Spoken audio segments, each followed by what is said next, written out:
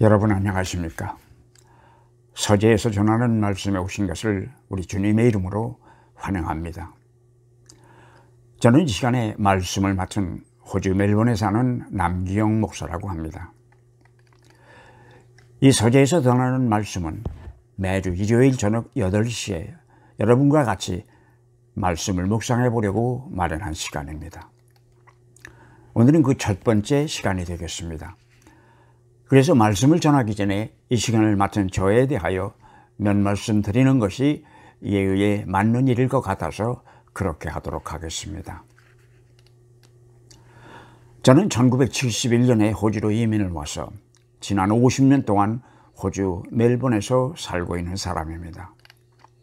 대학교에서는 자연과학을 전공했습니다. 그리고 대학을 나온 후에는 한국에서 그리고 호주에 와서도 국가연구기관에서 연구생활을 계속했고 또 한국과 호주 대학교에서 학생들을 가르치기도 했습니다. 그러다가 1992년에는 30여 년 동안 계속해오던 연구생활을 마무리하고 이곳 멜번에서 신학을 공부한 다음에 호주 연합교회의 목사가 된 사람입니다. 목사 안수를 받은 후에는 호주 사람들의 교회를 20여 년 동안 정성껏 섬겼습니다. 그러다 보니 70이 훨씬 넘은 나이에 정년으로 퇴직을 하게 되었는데 나이가 들었다고 목회 일선에서 나오기는 했지만 아직은 하나님께서 활동할 수 있는 건강을 주시기에 선교를 해보겠다는 생각으로 몽골에 갔었습니다. 그런데 마침 그곳에 선교를 위하여 세운 대학교를 맡아달라는 부탁을 받고 그곳에서 총장으로 몇 년 동안 일을 하다가 얼마 전에 멜번으로 다시 돌아왔습니다. 목사로 부름을 받은 사람들은 교회를 섬기는 목회 일선을 떠난다 하더라도 하나님의 말씀을 전하는 것은 하나님과의 약속이며 그분께서 주신 신성한 사명이라고 저는 생각합니다.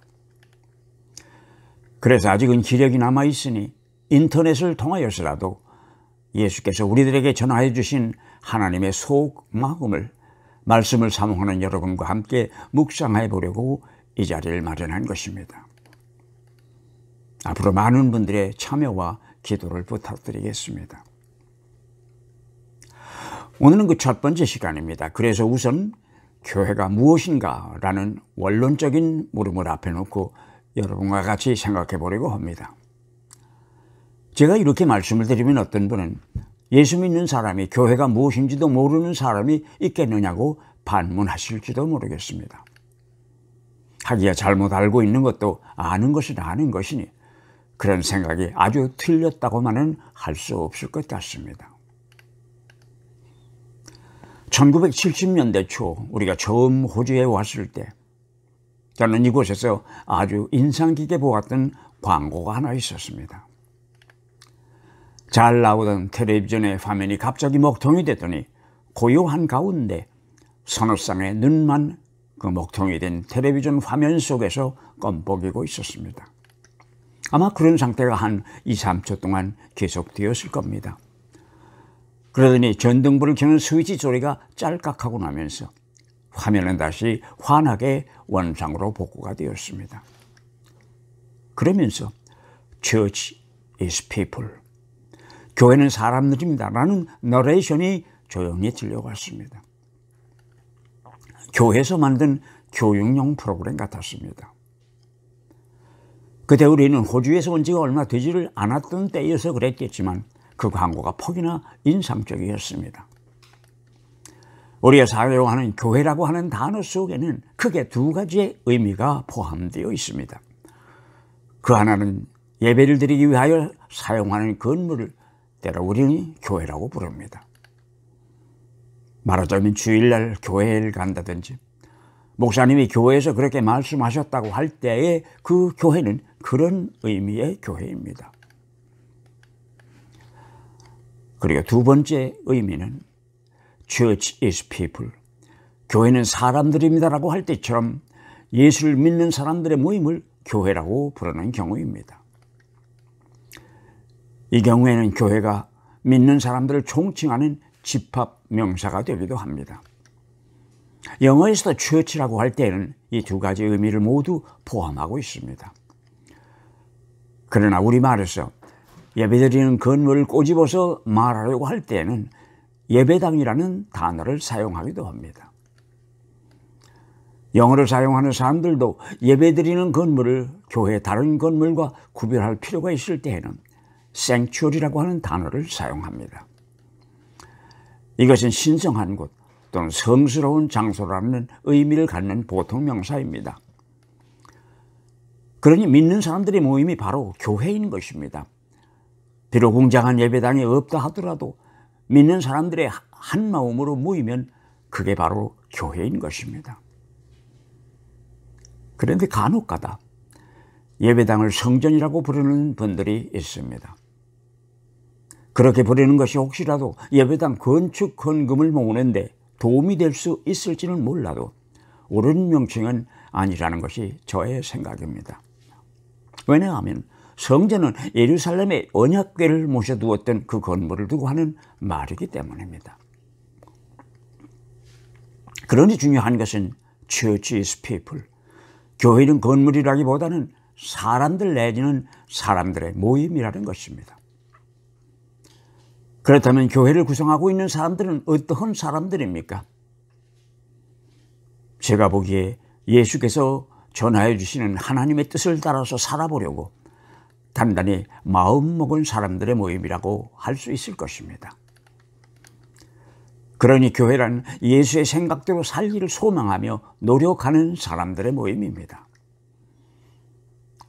저는 평신도로 그리고 목회자로 그동안 이민교회와 서양교회를 섬기면서 여러 가지 형태의 교회를 보았습니다.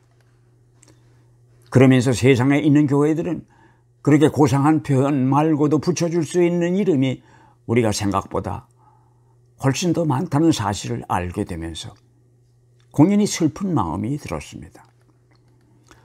그동안 제가 보았던 교회 중에서 오늘은 그 세 가지만을 말씀드리겠습니다.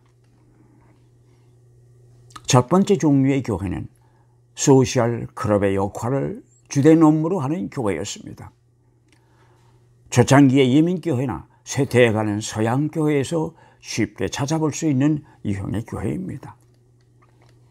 쉽게 말하면 하나님이 그리워서 모이는 기보다는 사람들이 그리워서 모이는 교회입니다. 그런 교회는 하나님은 안 계시고 사람 냄새만 가득하게 마련입니다. 그리고 제가 본 두 번째 유형의 교회는 가비하우스 교회였습니다. 가비하우스란 뒷마당에 아이들을 위하여 만들어 놓은 작은 집을 가리키는 말입니다. 때로는 이 가비하우스를 나무 위에다 짓기도 하는데 이때는 그것을 트리하우스라고도 부릅니다. 말하자면 이것은 아이들의 은신처입니다. 거기서 아이들은 소꿉장난도 하고 놀이도 하고 숨바꼭질도 합니다. 어른들의 간섭을 떠난 아이들만의 공간이라고 할 수 있는 그런 곳입니다. 그래서 아이들은 그곳을 가꾸고 꾸미고 애지중지합니다. 제 방을 청소하는 일은 별로 없는 녀석들도 이 가비하우스는 열심히 쓸고 닦는 것을 볼 수 있습니다. 교회 건물에 대하여 지나친 애착을 쏟아붓는 교회가 아마 그런 부류의 교회 아닌가 생각을 합니다. 그리고 제가 보았던 세 번째 유형의 교회는 비즈니스형 교회였습니다. 교회를 사업하는 장소나 모임으로 착각하는 것뿐만 아니라 교회를 운영하는 방식까지도 아예 비즈니스처럼 운영하는 교회입니다. 이런 현상은 대형 교회뿐만 아니라 요사이는 유행처럼 작은 교회들 가운데서도 쉽게 찾아볼 수가 있었습니다. 어쩌면 이런 현상은 경제적으로 형편이 많이 좋아졌던 21세기의 한국 사회가 만들어낸 부산물인지도 모르겠다는 생각이 듭니다. 제가 여기까지 말씀을 드리면 어떤 분들은 남 목사는 오늘의 교회를 왜 그렇게 비관적으로만 보느냐며 하나님께서 칭찬하실 만한 교회도 많을 터인데 그런 교회 이야기는 안 하는 것이라고 하실지 모르겠습니다. 어둠 속에 있는 교회보다는 밝은 쪽에 있는 교회가 더 많이 있을 것입니다. 저도 그것은 압니다. 그리고 하나님 앞에 그 일로 인하여 감사하는 사람 중에 한 사람입니다. 그러나 어두운 곳에서는 밝은 곳을 쉽게 찾아낼 수 있지만 밝은 곳만 계속 바라보고 있으면 어두운 곳이 있다는 것을 쉽게 알 수가 없기 때문입니다. 어찌되었든 이 빛에 대한 이야기는 앞으로 시간이 있을 때마다 두고두고 같이 생각해 보도록 하겠습니다. 그러니 교회란 한마디로 예수님의 생각을 삶으로 옮기려는 사람들의 모임이며 또 교회는 그래야 한다고 저는 생각합니다. 말하자면 교회는 예수를 사랑하는 사람들의 모임이고 예수께서 보여주신 하나님의 마음을 따라서 살아보려고 애쓰는 사람들의 모임이어야 할 것입니다. 교회라는 간판이 붙어 있고 십자가가 붙어 있다고 다 하나님의 교회는 아닐 것이기 때문입니다. 여러분 같이 해주셔서 감사합니다. 다음 주일 이 시간에 다시 뵙겠습니다. 우리 주님이 주시는 평안이 여러분과 같이 하시는 한 주일이 되기를 기원하겠습니다. 다시 한번 감사드립니다.